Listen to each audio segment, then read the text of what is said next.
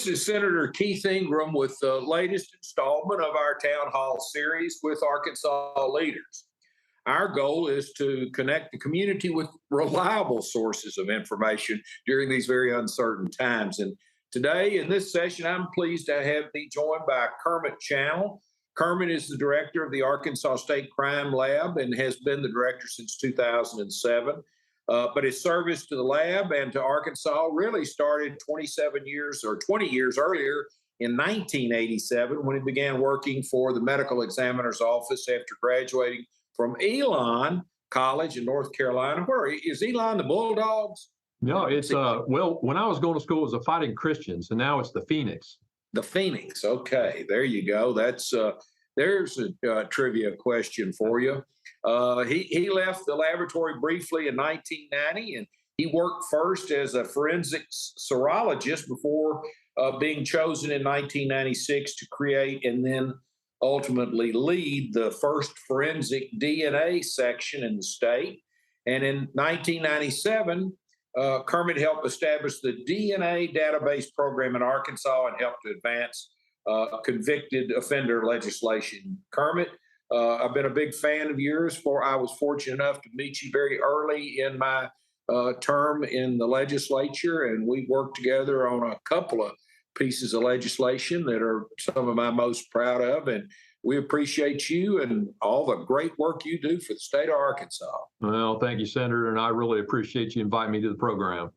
Well, good. This is something that I think is timely, and one of the things that I had worked on with Kermit originally back, I think, in 2013 was the swabbing of DNA for felons that were arrested, and it went into a national database.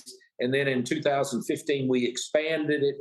In 13, it was just for certain felony crimes. And in 15, we expanded it to any felony arrest. And why don't we talk just a little basics for our folks about what swabbing DNA and the national CODIS base is and how this sort of works?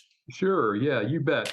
That's, of course, I've been a DNA person, a forensic scientist for a lot of years, and I take a lot of pride in what we do, especially in the field of DNA. And, the importance of the database when we first started going down this road, it was the first real solid tool that we could use in the laboratory to give law enforcement investigative leads based on crime scene DNA that, we're able to finally give law enforcement a lead that they can track down and try to solve some of these cases. So it's, it's the biggest thing, a game changer, in my early career that, I was just fortunate to help get off the ground. Obviously, when we talk about DNA and the importance of it, I can talk all day and give you so many case examples on where it's been successful and, what the future holds with DNA technology in Arkansas. Well, so Kermit, let's just say you've got a crime scene, samples are taken, there is an arrest. And when somebody, normally we think about fingerprinting, that they arrest somebody for a crime and he's fingerprinted. Talk what happens how DNA gets involved. Okay, so what happens when we get a case, any kind of case here in the crime laboratory, and if we identify any kind of biological fluid, we'll attempt to get a DNA profile. And so what happens is when we are able to obtain that DNA profile, we put it in the database. And what that database is, it's a housing of all DNA profiles from the state that we have, and then we can search those profiles on a national level. So the real key to this thing is we got to enter in the DNA profiles from our evidence. But if we don't have the proper individuals, say from arrests or convictions in that database, we're not going to connect those crimes with the perpetrator. And that's really the key to solving cases. But one of the things that people don't understand sometimes is we have the ability to track and identify serial criminals across the state of Arkansas and across the country. So it's a tool that helps us solve our cases here in Arkansas, but it also helps our neighbors across the country. And that's pretty powerful when we can apply some closure, if you will, to some of these victims of crimes across the country. Well, when somebody's arrested in Arkansas, they are typically they're swabbed. That swab is then, let's say it's in rural Arkansas, a sheriff's office in South Arkansas. They transmit that swab, or they transmit that to the crime lab, and then what happens? Yeah, so we get that swab in and we'll enter it into, we'll do the DNA analysis work on it. And when we do that work, we develop a DNA profile from that individual who's been arrested. And in Arkansas right now, it's on any felony offense. So we get that DNA sample, we get a DNA profile from that, and we automatically search it in the state and national database. So the whole thing is we're trying to associate that perpetrators, that arrested or convicted individuals, DNA profile against any unsolved case in Arkansas and around the country. And what kind of timeline is that from the time that the person is arrested and swabbed until we know whether they're cleared or not? Yeah. Well, when we get the sample in, you got to remember, like you said, Senator, rural Arkansas, they might collect a sample and it might take 30 days to get to us, or it might take 15 days to get to us. But when we receive that sample and we get it in the laboratory, it takes us about 30 days with our backlog, sometimes a little quicker, to turn around that DNA profile and put it in the database. And at that point, it starts searching immediately. And one of the good things about the database is we don't have to tell it to go search. It's a process that's going on automatically without our intervention, which is also important. So I get calls all the time wanting to know, hey, have you searched this profile today? I say, we're searching it today and every day. And so you're talking about the person is swabbed, so we may still have them in custody. We may not have them in custody when it comes back and there's a hit that this DNA matches up. Yeah, absolutely. And that's the thing. And that's why the importance of getting the samples to us as quick as we can. And we, on the other hand, have to analyze those samples because we want to give law enforcement that tool, best case scenario, while they're still in custody. Because once they get out of the system, then it's a little bit more difficult to track them down and find those individuals. Well, is there some things that, the 13 and 15 law that we passed, any specific instances come to mind where this is assisted in solving crimes?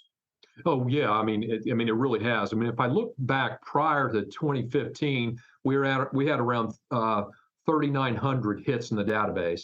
But one thing that I want to make sure people understand is when I say a hit in the database, what I'm talking about is giving that law enforcement agency an investigative lead on a case that they didn't know who the perpetrator was. So that case would have gone on cold unless we, would have had that DNA profile. So since the legislation in 2015, and that's, the expansion of Julie's law to any felony arrest, I wrote some stats here. We actually went up to 4,300 hits. So really, since the arrestee legislation came into full swing in 2015, we were able to almost solve 2,000 cases for law enforcement from around the state, which, that's great success. Oh, that is tremendous success. So that sort of leads us into this time lag that we talked about with the law and the swabbing of the DNA to new technology that's called rapid DNA, and you were chairing a task force that was one of my creations for this task force to look at the next session and to explore the possibility of implementing rapid DNA in Arkansas. Talk to us a little bit about, number one, the difference between what we're doing now and rapid DNA. Okay, rapid DNA is just kind of what the name implies. It's getting a DNA profile as fast as you can. And so, and I really appreciate the opportunity to head this task force because it's extremely important. But one of the things that the rapid DNA instrument will do, and during our process that we've been going through with the task force, we've really decided to put it in two local counties here close to Little Rock. And what this rapid DNA instrument will do is if you place this instrument in a booking station, where by law they're required to take DNA profiles on anyone who has been arrested. So when an individual comes into a booking station, they will enter in their information into a live scan. and they will automatically at that point collect a DNA sample from that individual. Well, the DNA sample or swab, if you will be placed into this rapid DNA instrument. And right there at the jailing, at the booking institution, it will actually analyze that DNA in 90 minutes, okay, without the intervention of a forensic scientist that we have employed here at the laboratory. So what happens, the DNA profile is generated in 90 minutes, and then immediately it will be searched against violent crimes in a subset of our database here at the state. And then within 24 hours, it is further searched around every case in the state and every case that is in the national database, which, the importance of this, it's time. And we all know when you're timely on these types of searches, you can identify that individual being collected if this individual has committed any other crimes around the state or around the country. The other, the piece that I think is really interesting about this is it allows that individual to not be released back into the community where they're going to do repetitive types of crimes. They're going to be able to keep them at the booking station. I mean, they're in that facility wherever they're being booked. And that's public safety. That's getting the guys off the streets who have done crimes that we don't even know about. And that's the importance of rapid DNA and what it's going to mean to our communities where we do implement it.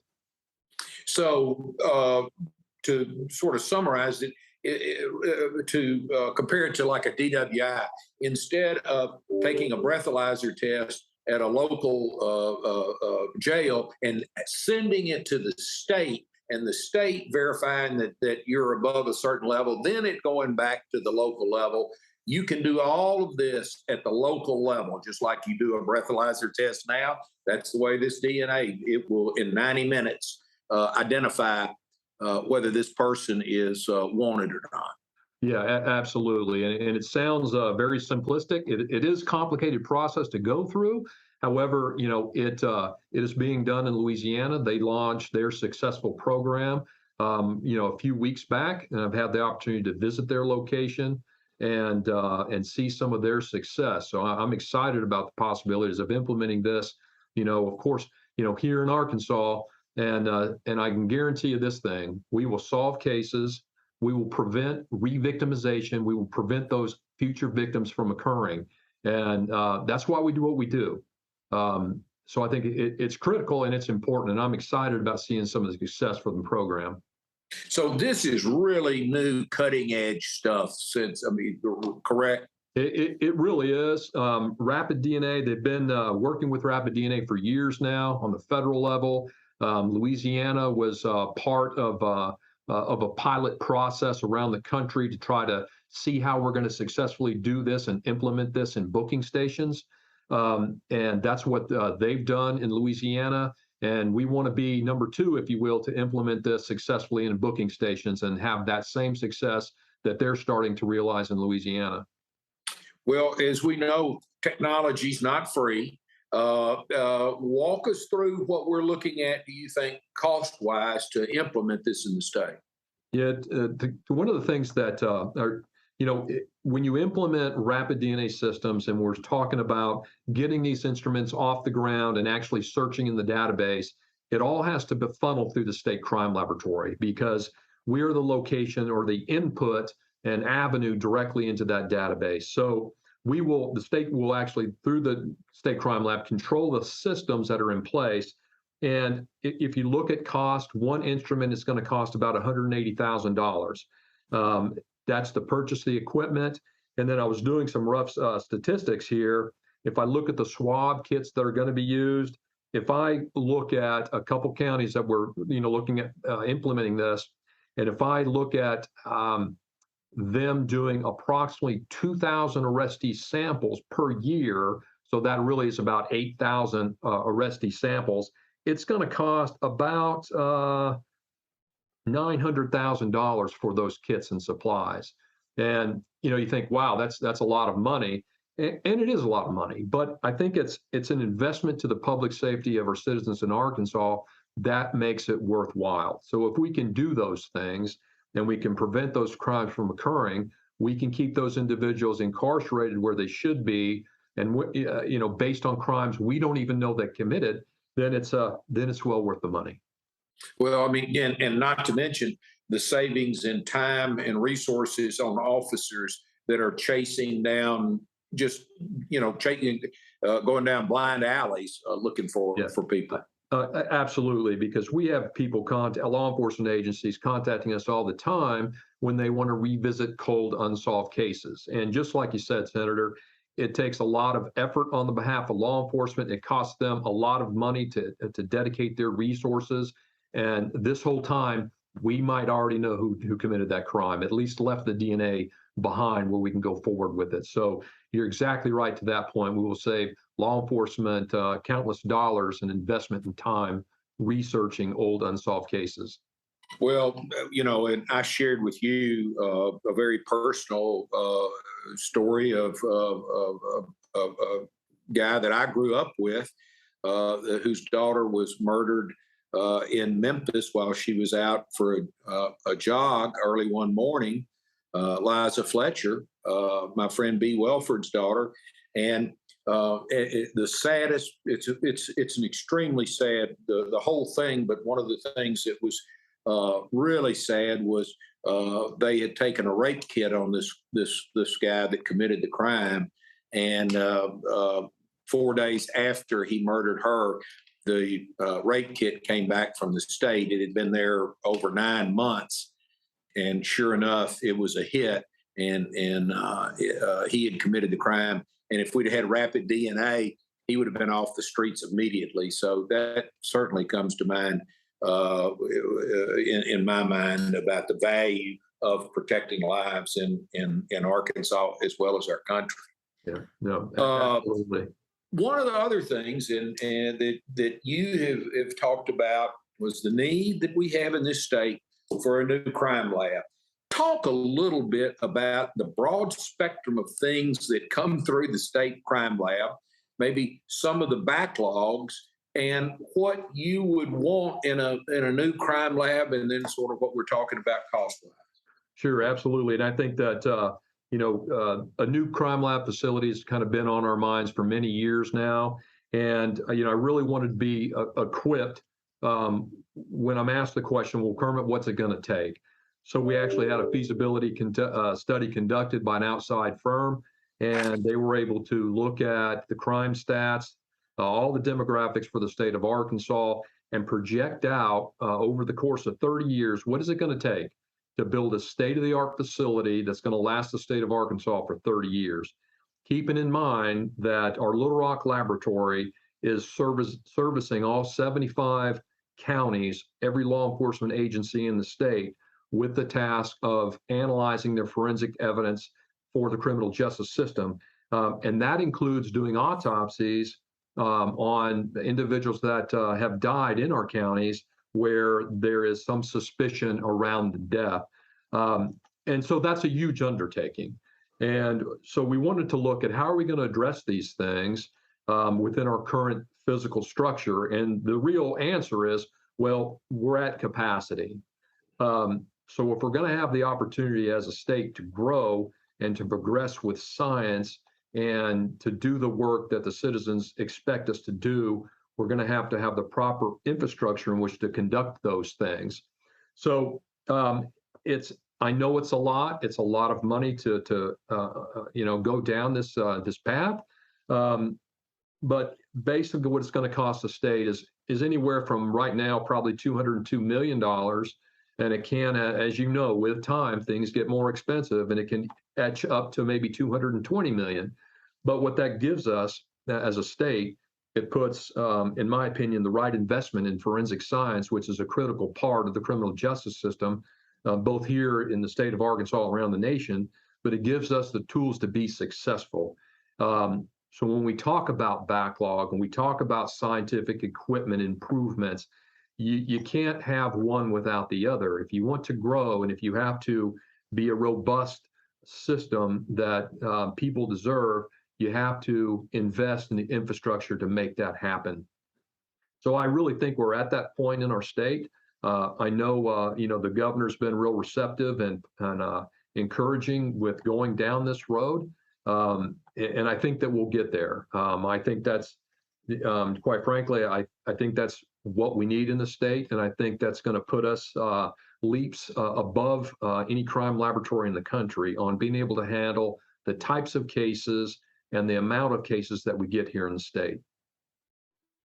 Well, certainly I know that you and your team do a fabulous job, and I have all the confidence in the world that it'll be first class and it'll be done right. And it's something that this next legislature needs to step up to the plate and address. These backlogs are unacceptable. Unfortunately, they're unavoidable in what the situation that you're working on. Well, Kermit, I want to tell you, I've really enjoyed this, and I know it's been helpful for our people to understand the role DNA plays in solving crimes, and especially this new cutting edge rapid DNA. I appreciate all the work that you do on behalf of the state of Arkansas, and I want to thank you for being with us today. Well, thank you for having me, Senator.